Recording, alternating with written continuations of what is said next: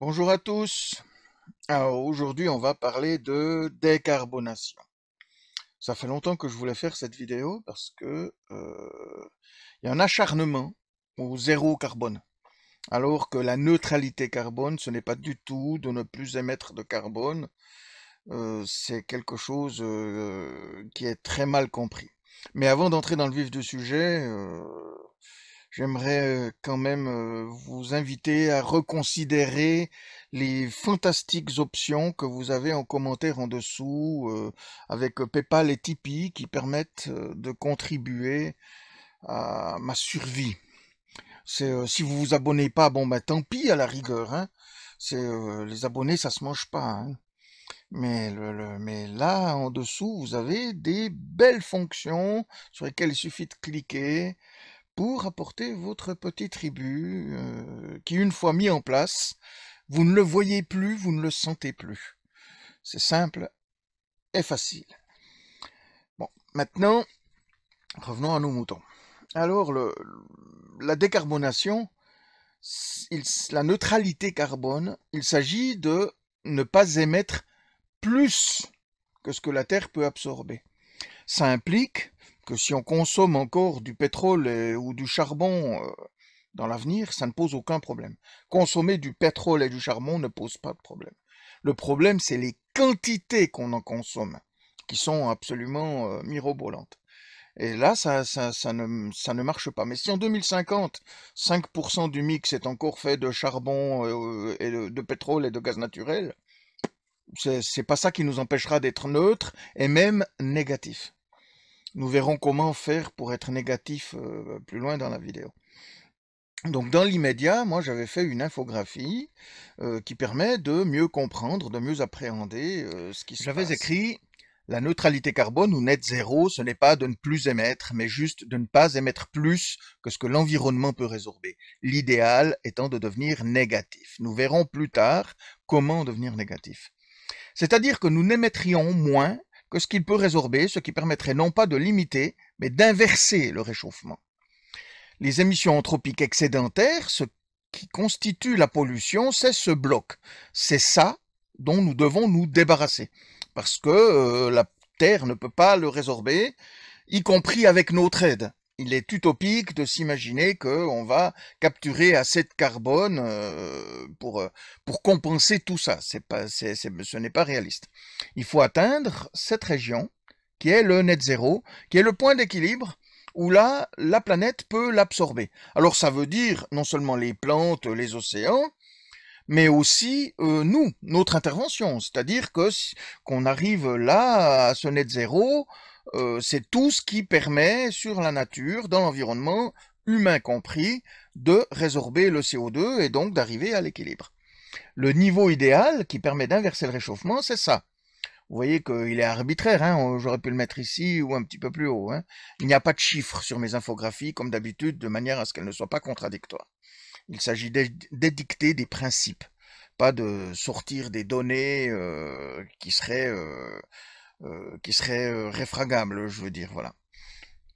Alors, et ça, donc, ce niveau s'obtient en exploitant la molécule de CO2 comme étant la molécule du XXIe siècle en remplacement du pétrole qui a été celle du XXe siècle. On verra plus tard dans la vidéo comment faire, comment c'est possible, mais on peut envisager de construire nos véhicules, nos infrastructures, produire des matériaux, des équipements à partir de CO2, et donc utiliser la pollution comme ressource de manière à dépolluer l'environnement.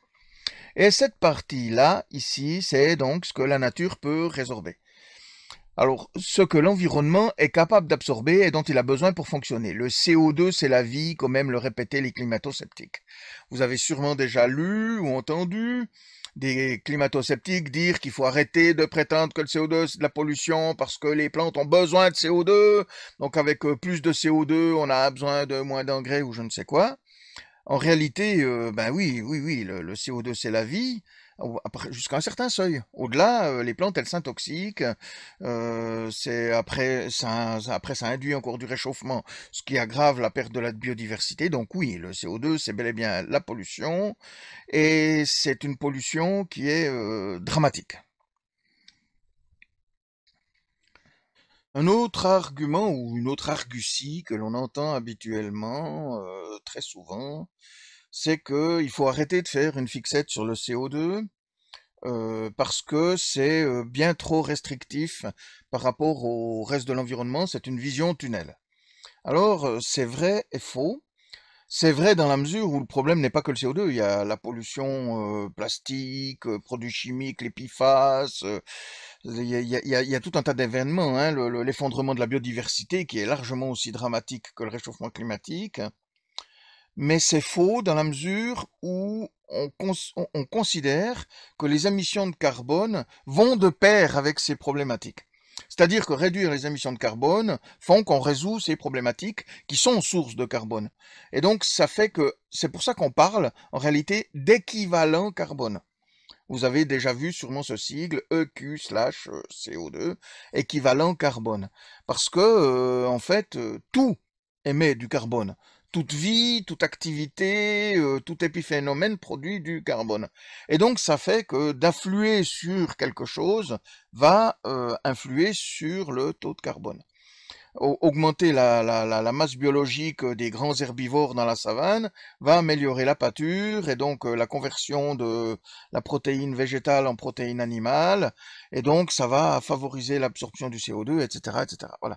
Toute activité a une incidence sur le carbone. Donc le carbone, c'est le problème central. Même quand on parle de méthane et les émissions de méthane. Et le méthane, c'est du carbone, CH4. Hein. Je veux dire, c'est d'abord une molécule de carbone. Hein. Donc, quoi qu'on fasse, c'est toujours du carbone. Et donc, il est faux de dire que le CO2 est un faux problème. Parce que résoudre le CO2, c'est résoudre l'ensemble. C'est ça la clé à comprendre. Et maintenant, on peut voir que le CO2, on sait l'apprivoiser de plus en plus. On sait en faire du graphène, des nanotubes de carbone, de la fibre de carbone, de la fibre textile plastique. On sait le convertir en plastique avec des bactéries ou en méthanol, c'est-à-dire du carburant neutre. Des bactéries se nourrissent de CO2 et nous chient du plastique ou du méthanol. Voilà. C'est plus écologique, c'est quand même difficile. Hein. Et donc, ça fait qu'on est capable de convertir ce carbone en tout un tas de matériaux. On sait en faire de la fibre de carbone, donc des fers à béton, qui au lieu d'être en ferraille, vont être en carbone, que l'on peut produire donc à partir de CO2 atmosphérique. Ça fait que quand on construit un immeuble, il devient négatif. Imaginez qu'on piège le CO2 qui se carbonate dans la construction du bâtiment, on le ferraille à partir de CO2 atmosphérique. La fibre de carbone ayant des caractéristiques mécaniques différentes de l'acier, elle permet de consommer 40% moins de béton à résistance équivalente. Donc ça fait qu'on consomme 40% moins de béton faiblement émetteur, voire négatif, en ferraillant avec de la matière négative. On peut remplacer une bonne partie de l'acier et de l'aluminium dans le monde par de la fibre de carbone.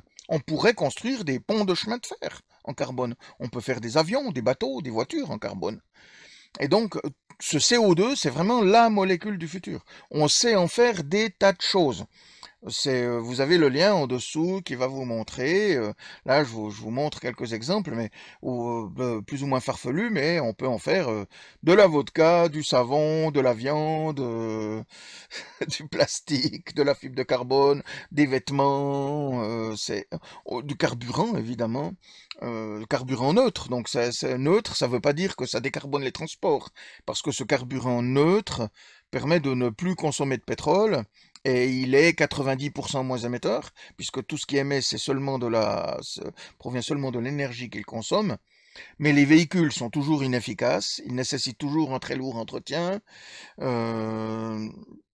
Il n'y a pas de, c'est pas une alternative. Je veux dire, c'est quelque chose qui permet de consommer moins de pétrole, d'aider à la transition. Mais les moteurs thermiques les consommateurs de pétrole, on va dire, doivent disparaître quand même.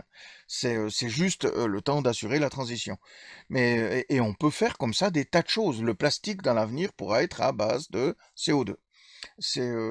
On peut faire quantité de choses avec le CO2 et il en apparaît tous les jours. Et pour ça, il faut le capturer. Alors, il y a soit les bactéries qui s'en nourrissent, hein, on peut capter le CO2 aussi de toutes sortes de façons. Il y a évidemment la photosynthèse, qui peut être naturelle ou artificielle.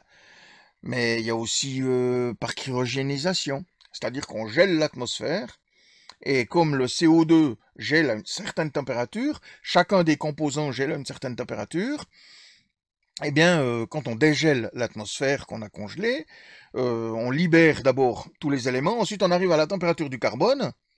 Ce qu'on va libérer à ce moment-là, c'est le carbone, puis le reste, eh ben, on le dégèle et ça repart dans l'atmosphère. Et on a extrait que le carbone. Donc la cryogénisation permet d'extraire ce qu'on souhaite extraire. Ça permet aussi d'extraire le méthane, le protoxyde d'azote, tout un tas de choses. Et donc, ça fait que il est faux de dire que la capture du carbone est énergivore. L'extraction du pétrole aussi est énergivore. Seulement, il y a des puits de pétrole qui sont très énergivores, qui nécessitent de forer très profond, horizontalement, de mettre de la pression pour faire du cracking. Puis d'autres où on fait un simple trou, ça gicle, faut mettre une vanne pour freiner tellement ça sort facilement. Donc il y a toute une diversité d'extraction de pétrole. C'est la même chose pour le carbone. Le carbone n'est pas plus énergivore que l'industrie du pétrole qu'il va remplacer. On a eu l'exemple de Climeworks qui a créé Mammoth en Islande, qui était une petite unité qui finalement a déçu par ses résultats, alors même que Climeworks c'est la plus inefficace technologie qui existe pour capturer le carbone avec une consommation de 5 mégawatts par tonne de carbone. C'est délirant, je veux dire. Mais ce n'est pas représentatif de l'extraction du carbone. C'est une technologie qui peut être utile dans certains cas et que l'on peut implanter, par exemple, dans les tours de ventilation existantes sur les buildings. Elles ont déjà des dispositifs d'aspiration mécanique. Il suffit d'ajouter la couche chimique. Je veux dire, on n'augmente pas considérablement la consommation d'énergie. Et donc, ce n'est pas représentatif. La capture du carbone est beaucoup plus protéiforme que ça. Et elle va remplacer le pétrole. Parce que c'est ça la clé. La clé de la transition écologique, c'est de faire que l'industrie du carbone remplace celle du pétrole, de sorte que non seulement on va se passer du pétrole, mais on va aussi réduire la consommation d'acier et d'aluminium, qui sont extrêmement émetteurs.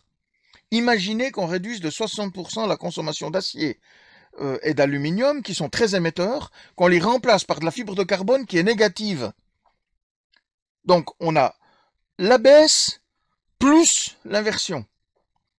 Et c'est là que vous commencez à comprendre qu'il devient possible d'inverser le réchauffement climatique. Évidemment, il faut le faire. Mais ça se fait, hein. C'est pas que c'est quelque chose d'anodin.